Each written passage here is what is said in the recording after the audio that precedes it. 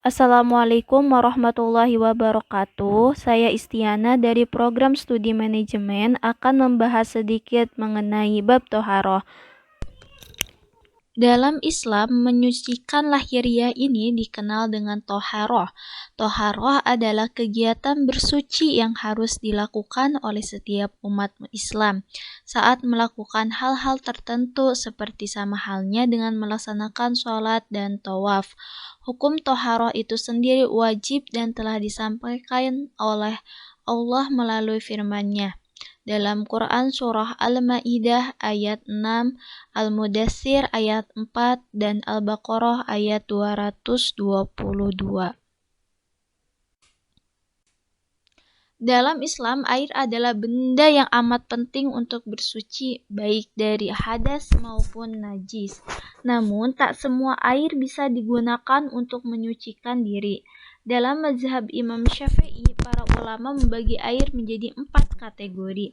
Setidaknya, syarat aman banyak air yang bisa digunakan untuk bersuci adalah sebanyak 2 kulah, atau tertampung penuh dengan wadah berukuran panjang, lebar, dan tinggi masing-masing 60 cm. Yang pertama adalah air suci dan menyucikan. Air yang termasuk dalam kategori ini sering disebut oleh ulama fikih dengan sebutan air mutlak, yaitu air yang secara alami turun dari langit atau bersumber dari dalam bumi, seperti air hujan, air laut, sumur, air sungai, air mata air salju, dan air dari hasil hujan es. 7 jenis air tersebut dapat digunakan untuk bersuci selama tidak ada pengaruh yang menyebabkan air tersebut berubah, misalnya tercampur benda najis tertentu. Yang kedua adalah air musyammas. Air yang dipanaskan di bawah terik matahari langsung dengan wadah dari logam, selain emas dan perak. Hukum air ini adalah suci dan menyucikan, tetapi makruh digunakan untuk bersuci. Namun, apabila air ini dingin kembali, maka tidak lagi makruh dipakai untuk bersuci. Yang ketiga adalah air suci namun tidak menyucikan. Pada dasarnya, air zatnya suci tetapi tidak bisa dipakai untuk bersuci. Dalam kategori ini terdapat 2 jenis air, yaitu air jenis mustakmal dan mutaghayyir. Jenis mustakmal adalah jenis air yang telah digunakan untuk bersuci, baik untuk wudu, mandi, atau menghilangkan najis tertentu. Jika air mustakmal ini tidak mencapai 2 kullah, maka tidak bisa digunakan untuk bersuci. Tetapi jika lebih dari 2 kullah, maka masih bisa digunakan untuk bersuci. Perlu diketahui pula bahwa air menjadi mustakmal apabila air yang dipakai untuk bersuci wajib hukumnya.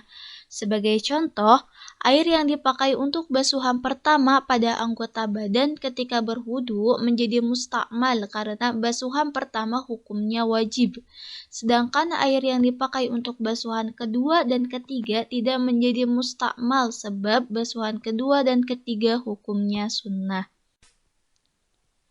Nah, sedangkan jenis air mutaghayyir adalah air yang mengalami perubahan salah satu sifatnya dikarenakan tercampur dengan barang suci yang lain dengan perubahan yang menghilangkan kemutlakan nama air tersebut.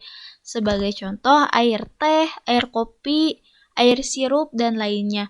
Namun, hal ini tidak berlaku pada air mineral sebab air mineral berubah hanya pada namanya untuk keperluan merek dagang dan bisa digunakan untuk bersuci. Selanjutnya yaitu air mutanajis.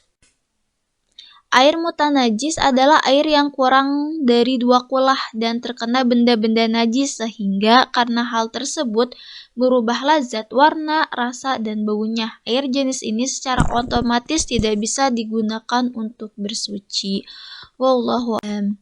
Terima kasih atas perhatiannya. Mohon maaf bila terdapat kesalahan dalam segi penyampaian maupun bahasa.